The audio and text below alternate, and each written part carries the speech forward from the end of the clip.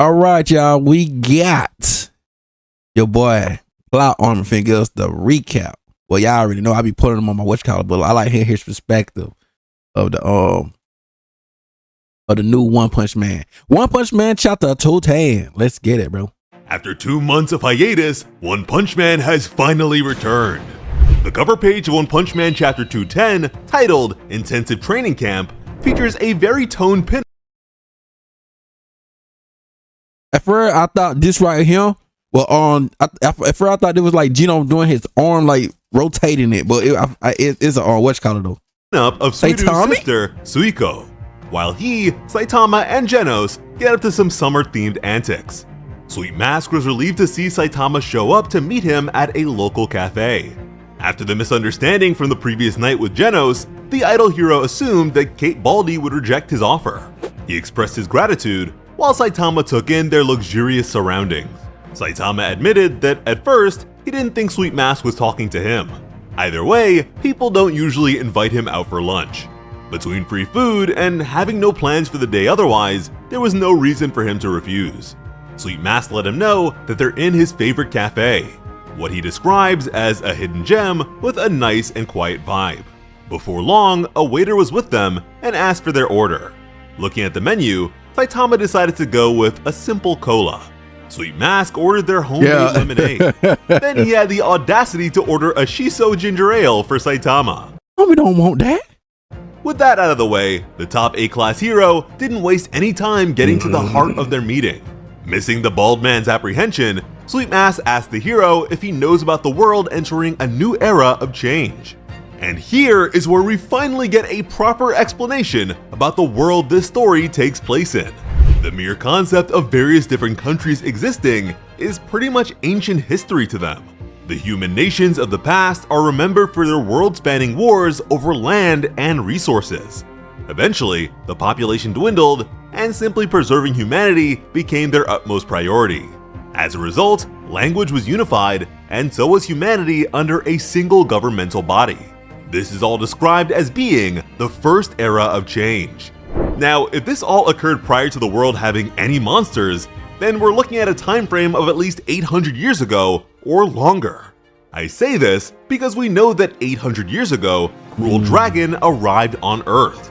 The monster became synonymous with destruction after wiping out countless humans and settlements in only a matter of days. And as we discussed with the previous chapter, Saitama's Cruel Dragon adventure was originally featured just before these current events. So the timing is pretty fascinating. Sweet Mask continued by saying that the wars of the past progressively degraded the planet. I'm sorry, but wait, bro, Murata is cooking with this, bro. This is so pretty. But let's go back. This caused environments to become inhospitable and toxic. Climate change spread up tremendously. Sea levels rose, and dangerous organisms flourished. This forced humanity to abandon its many territories and concentrate its efforts on a single supercontinent. This resulted in the mass migration of humanity, and despite the difficulties, they managed to withstand this second era of change, and the United Nation became as strong as the ones of the past. Now, because of Saitama's fight against Garo, we saw a previously sunken landmass emerge from the sea, and this location featured an ancient shrine dedicated to Cruel Dragon. This place was presumably created by the original Dragonborn members of the Deathbone organization. But as a result of the rising sea levels, the area was lost for hundreds of years. We saw that the saints and members of Deathbone fought with simple martial weapons. Thanks to the distinction that humanity regained its modern technology by the end of the Second Era, we can infer that they went back to the basics for a very long time. Human progression was pretty much hit with a reset, and it took quite some time for them to recover. Sweet Mask assumed that Saitama was silent because he already learned about all of this stuff in elementary school. Sweet Mask admitted that he has been conducting biology-related research for a good while. Thanks to that, he knows that humans are what may be considered to be constant environmental beings. This means that they are a unique species that is able to control the environment to suit their needs. This is a rather remarkable ability that has allowed them to survive against all odds and in spite of their physical limitations. Just then, the waiter returned with Sweet Mask's drink. Swirling it around, he added that what humanity now faces isn't something they can solve by simply adjusting to their environment, which is to say that the third era of change has arrived. He questioned if Saitama knew what that danger might be. Saitama was unresponsive. Then the waiter delivered the shiso ginger ale that he totally didn't order. Saitama didn't even want that right now, bro. He didn't want that. Y'all saw the whale coming. Well, we ain't on the whale coming. I know y'all probably don't want to watch the whale coming, bro. But I'm with both. I like to check this one out for the more detailed type stuff, and I also like the story, bro. I'm just both, bro.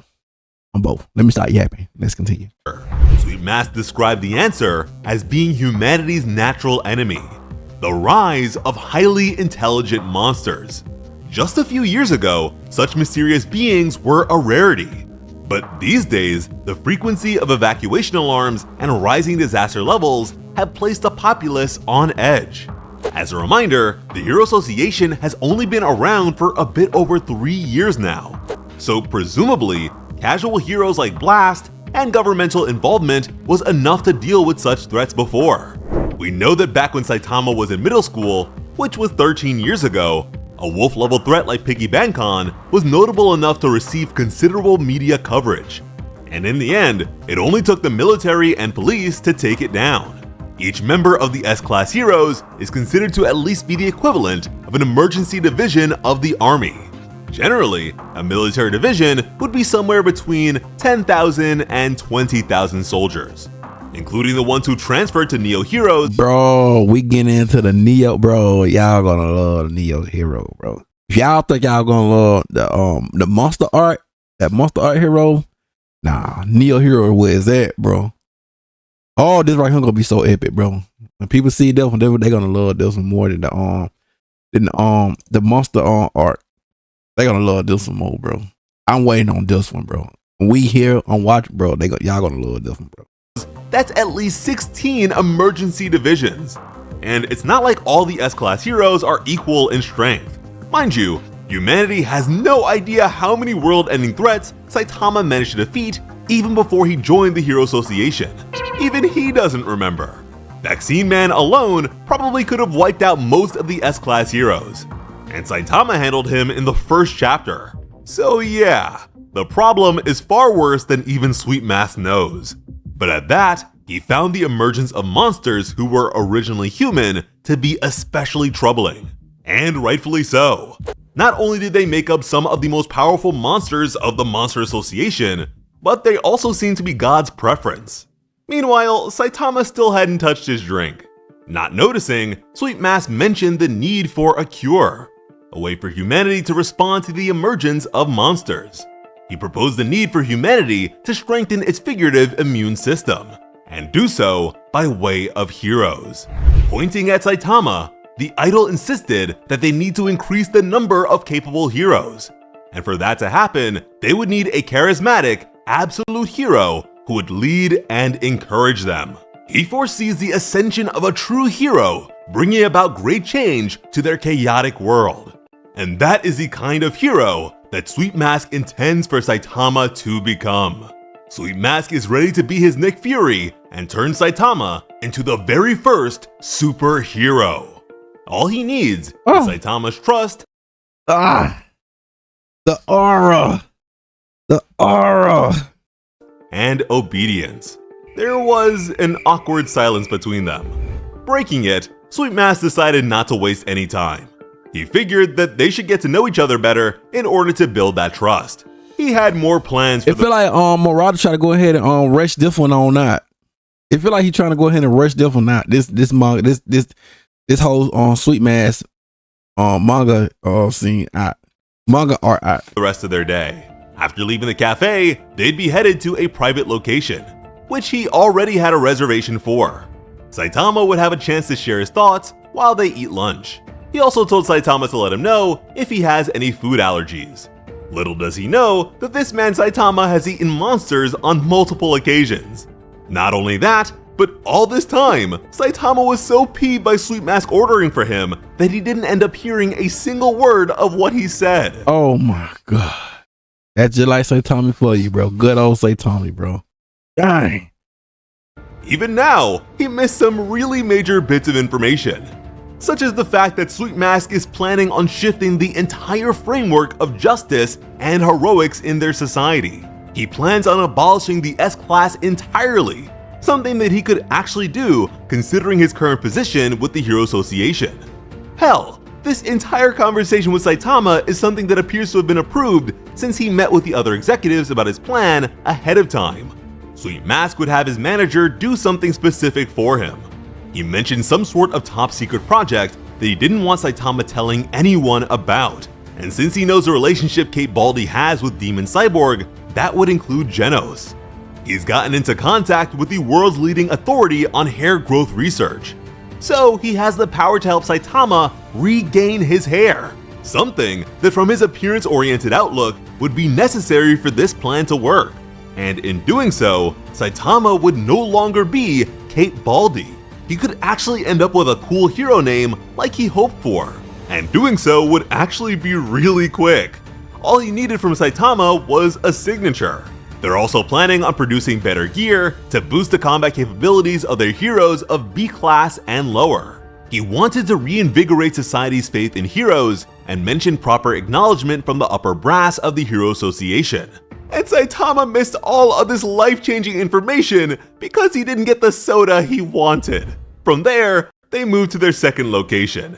Sweet Mask had a beautiful assortment of food placed in front of both of them. Saitama was amazed, but wondered why Sweet Mask was treating him so well.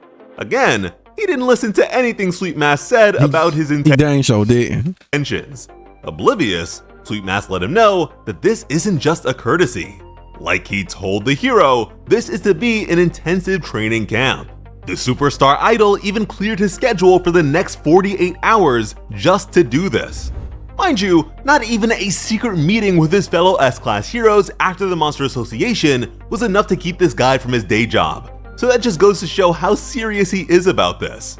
Finally hearing something, Saitama asked the other hero if he wanted to train with him.